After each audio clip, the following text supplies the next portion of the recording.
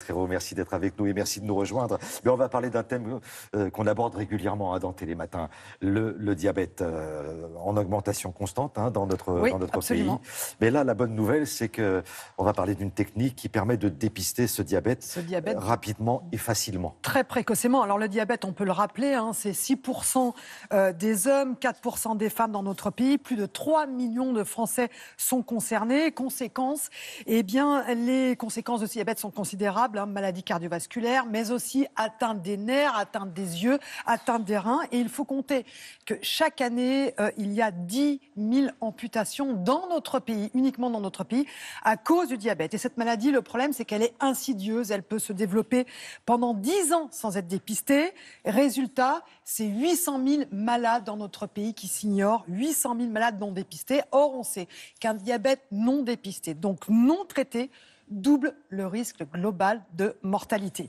C'est pourquoi le dépistage est essentiel et il y a effectivement une nouvelle technologie très performante, non invasive, qui grâce à notre sueur, et oui, grâce à notre sueur, nous pouvons détecter de façon très précoce les complications du diabète. Explication en images. Le diabète est une maladie silencieuse qui donne peu de symptômes au début. C'est une maladie qui est caractérisée par un excès de sucre qui va faire comme du caramel dans toutes les artères et qui va ainsi donner des atteintes des yeux, du rein, des nerfs, mais aussi du cœur, des vaisseaux qui vont dans le cou et des vaisseaux qui vont dans les jambes.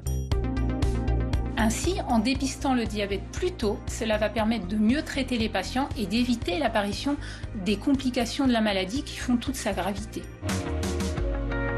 Cet appareil permet de détecter un diabète bien avant qu'il n'apparaisse, car il détecte l'altération des nerfs, qui est une atteinte très précoce dans le diabète. Il permet d'évaluer la qualité de la sueur. La sueur, nous la fabriquons grâce à des glandes qu'on appelle les glandes sudorales. Le fonctionnement de ces glandes dépend de petits nerfs qui innervent ces glandes. Ces petits nerfs peuvent être altérés par l'excès de sucre dans le sang et induire une altération du fonctionnement des glandes qui fabriquent la sueur, et c'est ce que permet de détecter cet appareil. Donc comment est-ce qu'on réalise cet examen? Eh bien, c'est très simple. On va mettre la paume des deux mains et la plante des deux pieds sans chaussettes sur ces électrodes en acier inoxydable. Alors pourquoi est-ce qu'on choisit ces zones? Parce que ce sont les zones du corps qui sont le plus riches en glandes sudorales. Et donc on va appliquer un courant électrique parfaitement indolore que le patient ne ressentira pas. Ce courant électrique va stimuler la fabrication de la sueur par les glandes sudorales et donner un signal qui sera détecté et mesuré par l'appareil. Le signal mesuré va apparaître sur l'écran. Il y a 3 zones, une zone normale, intermédiaire et une zone anormale. Et en fonction de là où se situera le signal du patient, eh bien, on va déterminer le risque qu'il présente. Donc l'intérêt de cette machine est double.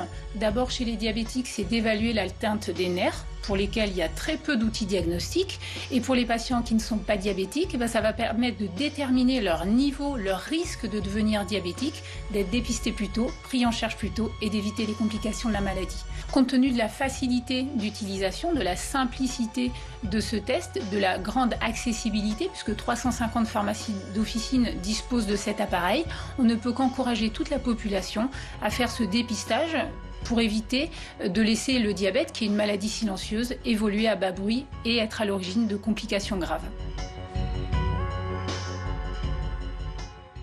Alors, je ne sais pas où vous êtes, mais renseignez-vous, parce qu'il y a peut-être une pharmacie qui peut... 350 espaces diabète dans les pharmacies, et donc le pharmacien peut être acteur de votre santé.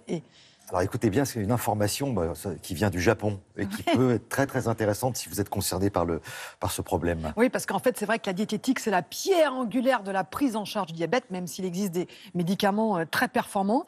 Eh bien, ces Japonais se sont aperçus que lorsque l'on mangeait des crudités et des légumes en début de repas, eh bien, on arrivait à baisser la glycémie, les pics de glycémie à la fin du repas, mais aussi à contrôler la glycémie à long terme. Donc, c'est très très simple.